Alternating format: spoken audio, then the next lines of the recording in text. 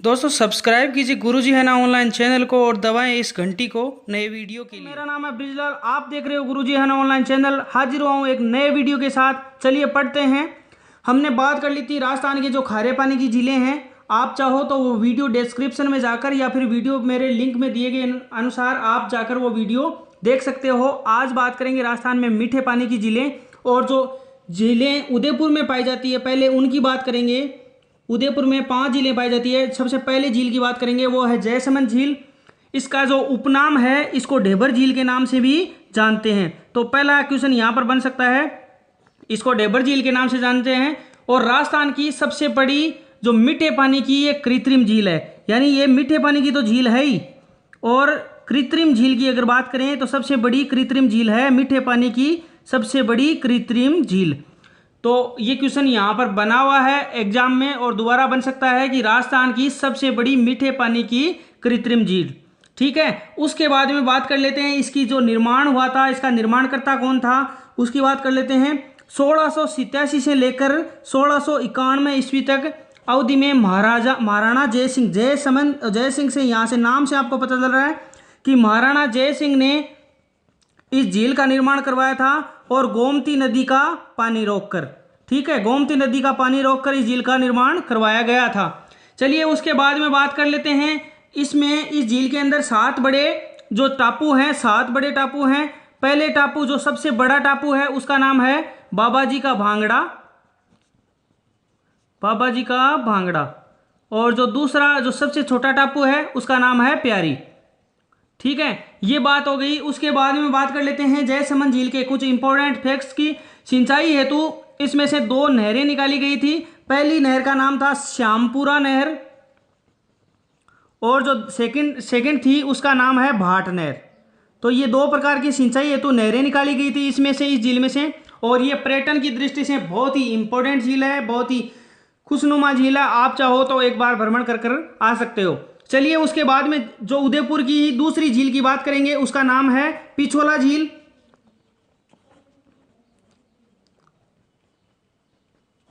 पिछोला झील ये भी उदयपुर के अंदर है। मैं अभी उदयपुर की झीलों की बात कर रहा हूं। इसका निर्माण हुआ था 14वीं शताब्दी के अंत में राणा लाखा के काल में एक बंजारे के द्वारा किया गया था। तो 14वीं शताब्दी में लाखा का शासन था। राणा लाखा के शासन काल में एक बंजारे ने इस झील का निर्माण करवाया था। चलिए ये तो इसके निर्माण की बात हो गई। और ये उदयपुर शहर के पश्चिम में स्थित है। इस झील में जो 2 टापू हैं, इसमें जगमंदिर, टापू पर जगमंदिर, 2 महल बनवाए गए हैं, जगमंदिर व जगनिवास। ये 2 प्रकार के इस झील में महल, सुंदर महल बनवाए गए हैं। जो खुर्रम था, शाहजहां था, अपने विद्रोही दिनों में यहीं आकर इसने शरण ली थी। तो शाहजहां ने यहाँ पर आकर शरण ली थी, इसलिए ऐतिहासिक रूप से भी इंपॉर्टेंट है। चलिए ये पिछोला झील की बात हो गई। इसमें 2 ही इंपॉर्टेंट बातें थी, वो मैंने आपको बता दी। उसके बाद में जो तीसरी उदयपुर में झील की बात करेंगे वो है फतेह सागर झील। फतेह सागर, ठीक है, इस झील की बात कर लेते हैं। ये उदयपुर नगर से ही सटी हुई है। प्रारंभ में इस झील का जो निर्माण है वो जय सिंह ने करवाया था। इस झील का, यानी ये पहले तालाब के रूप में थी, तो इसका निर्माण प्रारंभ में तो इसने जय सिंह ने करवाया था, लेकिन इसका ये जर्जर हो चुकी थी, इतनी खंडित हो चुकी थी। इसके बाद में इसका पुनर्निर्माण करवाया था। तो इसका जो पुनर्निर्माण करता था वो था, इसके नाम से ही पता चल रहा है, फतेह सिंह। ठीक है, इसने इसका पुनर्निर्माण कर इसको बड़ा रूप दिया था। इस झील का जो आधारशिला थी वो ड्यूक ऑफ कनॉट द्वारा रखी गई थी। एक अंग्रेज थे ड्यूक ऑफ कनॉट, इसके द्वारा इसकी आधारशिला रखी गई थी। ठीक है, अब बात कर लेते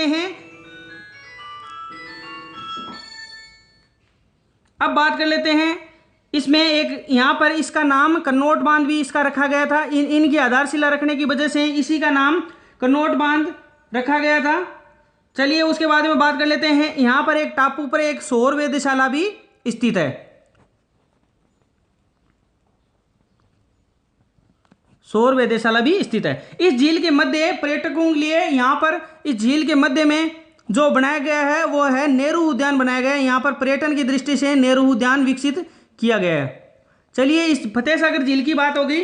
अब मैं आपको बताऊंगा ये जो फतेह सागर और जो पिछोला झील है, इन दोनों को जोड़ने के लिए एक झील बनाई गई थी, उसका नाम है स्वरूप सागर।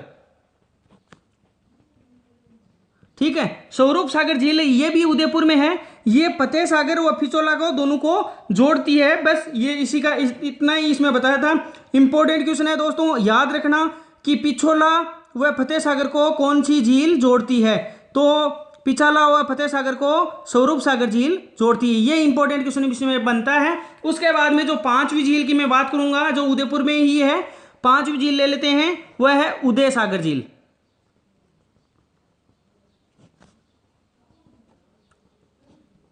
तो महाराणा, आपको नाम से पता चल रहा है, महाराणा उदय सिंह ने बनाई थी। पहला क्वेश्चन 1559 से लेकर जो 1564 ईस्वी तक ये बनाई गई थी। और मैंने जब आपको नदियां पढ़ाई थी, आप चाहो तो नदियों का वीडियो देख सकते हो। नदियों में मैंने बताया था ये आयड नदी इसमें गिरती है उदय सागर में। तो आयड नदी जहां से निकलती है वहां से अब उदयपुर शहर में बहने के बाद में उदय सागर झील में गिरती है, तब तो ये आयड के नाम से जानती है। और उदय सागर झील से जैसे ही ये नदी बाहर निकलती है तो बेड़च नदी के नाम से जानी जाती है, जो कि इंपॉर्टेंट क्वेश्चन है। आप चाहो तो इसको याद रख सकते हो, एग्जाम में आपको कहीं न कहीं ये क्वेश्चन जरूर टकराएगा। उसके बाद में बात करेंगे, जो नेक्स्ट झील की बात करेंगे वो है राजसमंद झील, जो कि नाम से पता चल रहा है राजस्थान की एकमात्र झील है, जो नाम से पता चल रहा है कि इसका जिला भी राजसमंद ही होगा। तो राजसमंद झील ये बहुत ही इंपॉर्टेंट झील है, इसकी बात कर लेते हैं। ये उदयपुर से लगभग 64 किलोमीटर दूर है। वर्तमान में इसी के नाम पर इसी का जिला है। तो राजसमंद, ये राजसमंद जिले में स्थित है। तो आप एक चीज यहाँ पर, एक क्वेश्चन आपको तैयार हो गया। इसका निर्माण है वो भी इसके नाम पर ही है। तो निर्माण करवाया था राज सिंह ने। तो निर्माण हो गया राज सिंह के द्वारा। 1662 ईस्वी में इसका निर्माण करवाया गया था। और किस नदी का पानी रोककर करवाया गया था?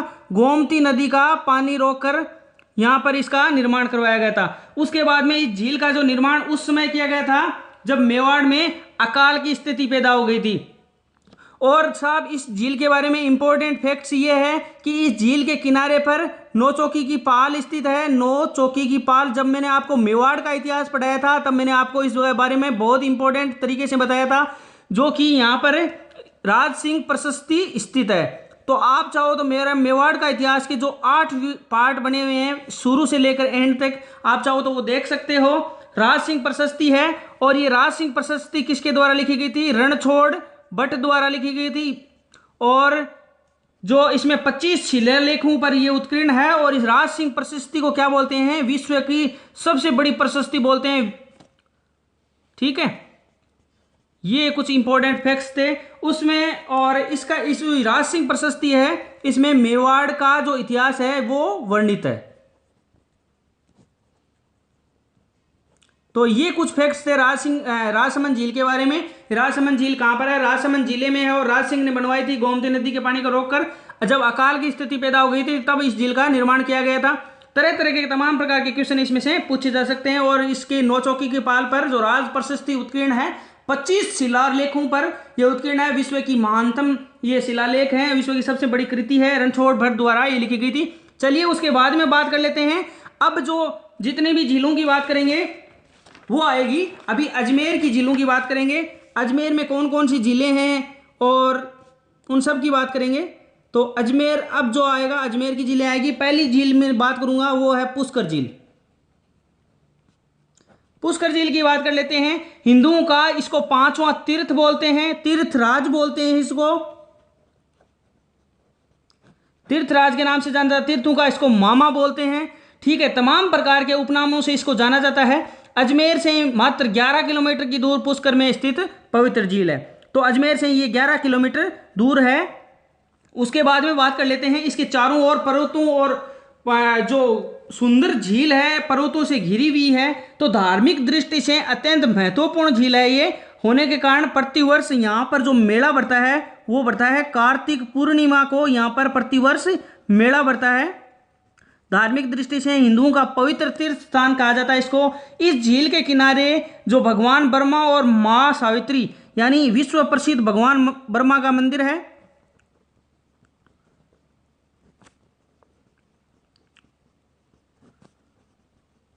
भगवान ब्रह्मा, और जो माँ सावित्री है इसका मंदिर इसी के किनारे स्थित है। तो उसके बाद में बात कर लेते हैं, ये राज्य की सबसे बड़ी मीठे पानी की प्राकृतिक झील है। जो अपन ने जयसमंद झील की बात करी थी वो थी कृत्रिम झील, ये है प्राकृतिक झील। तो राजस्थान की सबसे बड़ी जो मीठे पानी की प्राकृतिक झील इसको कहा गया है। तो इस प्रकार के क्वेश्चन आपके आ सकते हैं पुष्कर के बारे में। ये इतना ही था। उसके बारे में बात कर लेते हैं अजमेर की जो एक नेक्स्ट झील की बात कर लेते हैं, उसका नाम है आना सागर झील। इस झील के बारे में बात करेंगे। इस झील का जो निर्माण था वो 1137 ईस्वी में किसने करवाया था? अरुणोराज ने करवाया था। अरुणोराज ने इस झील का निर्माण करवाया था। और जो चंद्रा नदी थी उसके पानी को रोककर इसका निर्माण करवाया गया था। और उसके बाद में बात कर लेते हैं, इस झील के किनारे सम्राट जहांगीर ने किसका निर्माण कराया था? जहांगीर ने करवाया था दौलत बाग, और इसको सुभाष उद्यान के नाम से भी जानते हैं। और जो शाहजहां थे उसने निर्माण करवाया था बारादरी का निर्माण। शाहजहां ने संगमरमर की यहाँ पर छतरियां, उसको बारादरी के नाम से जाना जाता है, उसका निर्माण करवाया था। तो ये इसमें इंपॉर्टेंट फैक्ट्स थे। एक तो 1137 इसमें इसकी जो निर्माण करवाया गया था, अरुणोराज ने निर्माण कराया था। चंद्रा नदी है उसको पानी को रोक कर करवाया गया था। जहांगीर ने यहाँ पर दौलत बाग सुभाष उद्यान का निर्माण करवाया। शाहजहां ने यहाँ पर बारादरी का निर्माण करवाया। ये इसमें कुछ इंपॉर्टेंट चीजें थी। उसके बाद में बात कर लेते हैं, इसमें जो पानी आता है वो आता है बांडी नदी का, इसमें पानी आता है। तो आप ध्यान रखना इस चीज को, बांडी नदी का इसमें पानी आता है। उसके बाद में जो अजमेर की नेक्स्ट झील की बात करेंगे, उस झील का नाम है फौज सागर झील।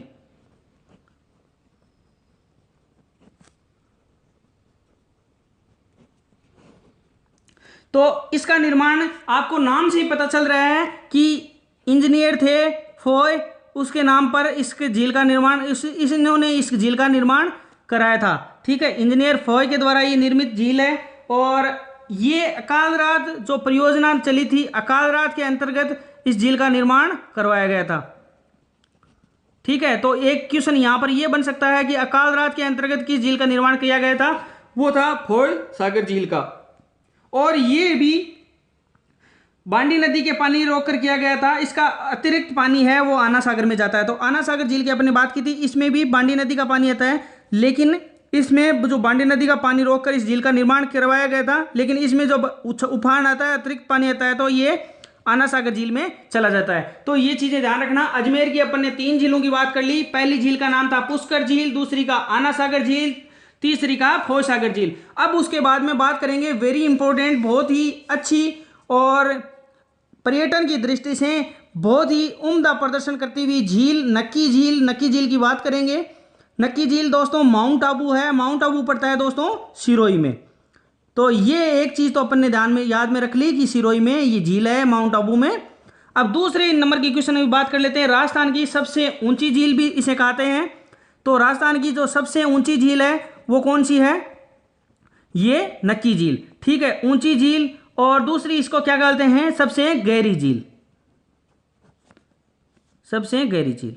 तो ये 2 प्रकार के क्वेश्चन इसमें से बनते हैं अभी। और पर्यटन की दृष्टि से महत्वपूर्ण इस झील के किनारे नंदरॉक व टोडरॉक, यहां पर 2 विशाल चट्टानें हैं। तो नंदरॉक व टोडरॉक, यहां पर 2 विशाल चट्टानें हैं। तो इन चीज़ों को आप ध्यान रखना। एग्जाम में अभी तक पूछा गया नहीं है, लेकिन अपन जब जीके पढ़ रहे हैं तो कुछ चीज़ छोड़ेंगे नहीं हम लेके। और उसके अलावा यहाँ पर जो शाम के वक्त यहाँ माउंट आबू में जो विहंगम दृश्य है, जो सबसे प्राकृतिक, सबसे लुभावना सुहावना दृश्य रहता है, वो है सनसेट पॉइंट। यहाँ से कुछ दूरी पर माउंट आबू में सनसेट पॉइंट है जो पर्यटकों के आकर्षण का केंद्र रहता है। चलिए उसके बाद में बात कर लेते हैं, जोधपुर की झीलों की बात करेंगे। जोधपुर में कौन कौन सी झीलें हैं और जो वो पर्यटन की दृष्टि से मान लीजिए या फिर जो और भी दृष्टि से जो महत्वपूर्ण है उनकी बात करेंगे। पहली झील का मैं नाम लूंगा, वो है कायलाना झील, जोधपुर में है। ठीक है, और सर प्रताप सिंह द्वारा ये निर्मित की गई थी। इस झील के किनारे माचिया जो सफारी कृष्ण वर्ग जो वन स्थित है। तो पहली बात कर लेते हैं, इसका निर्माण किया था प्रताप सिंह ने। ठीक है, जो दूसरी बात इंपॉर्टेंट रखने वाली बात यह है वो है कि इसमें जो इसके किनारे है वो है माचिया सफारी जो कृष्ण मृग वन है माचिया सफारी, तो आप याद रख लेना माचिया सफारी पार्क। उसके अलावा जो एक और इम्पोर्टेंट बात है कि जोधपुर शहर को यहाँ से पेयजल प्राप्त होता है, ठीक है, पेयजल आपूर्ति। तो ये बातें होगी कायलाना झील की। उसके बाद में जोधपुर में एक झील और बसती है, दूसरी झील की बात कर लेते हैं जोधपुर के अंदर, उसका नाम है बालसमंद झील, ठीक है। बालसमंद झील के नाम, इस झील का जो निर्माण था वो 1159 ईस्वी में जो प्रतिहार शासक था, यानी इस झील का ये इंपॉर्टेंट है, अभी भी पूछा जा सकता है कभी भी, प्रतिहार शासक था जो इस झील के नाम से ही है बालक राव, या इसको बाऊक राव भी बोलते हैं, तो आप कंफ्यूज मत होना इस चीज से, इसने इसका निर्माण करवाया था। अब बात करेंगे दोस्तों, बची हुई झील है बीकानेर की झीलों की बात करेंगे। जोधपुर में 2 झीलें थी, कायलाना व बालसमंद। बीकानेर की झीलों की बात कर लेते हैं। बीकानेर में पहली झील की मैं बात करूंगा, उसका नाम है कोलायत झील। और कोलायत झील, ये कोलायत पड़ता है दोस्तों बीकानेर में, तो ये कोलायत में स्थित है। यहाँ पर ये इसे भी प्राकृतिक झील बोलते हैं। एक चीज बात, प्राकृतिक झील। दूसरे नंबर की यहाँ पर जो कपिल मुनि का आश्रम है, कपिल मुनि की यहाँ पर तपोभूमि है, तो कपिल मुनि का आश्रम स्थित है, ठीक है। उसके बाद में यहाँ पर जो मेला बढ़ता है वो बढ़ता है कार्तिक पूर्णिमा को, यहाँ पर मेला लगता है, तो इस चीज़ का आप ध्यान रखना, कार्तिक पूर्णिमा को यहाँ पर मेला बढ़ता है नवंबर के आसपास। उसके अलावा बात करेंगे जो बीकानेर के अंदर जो दूसरी झील है, ये फर्स्ट नंबर की थी कोलायत, सेकंड नंबर की जो गजनेर झील है उसकी बात कर लेते हैं। गजनेर झील जो बीकानेर में स्थित है, इसकी झील की उपमा दी गई है, इसको शुद्ध दर्पण की उपमा दी गई है। इस झील का इतना पानी शुद्ध है कि शुद्ध दर्पण की उपमा इसको दी गई है। एक ही प्रकार का इसमें इंपॉर्टेंट क्वेश्चन बनता है, पहला अगर ये बीकानेर पूछेगा डायरेक्ट, और दूसरा ये शुद्ध दर्पण की उपमा दी गई है। उसके अलावा बाद में बात करेंगे दोस्तों, जो नेक्स्ट झील है उसकी बात करेंगे, वो है सिलीसेट झील।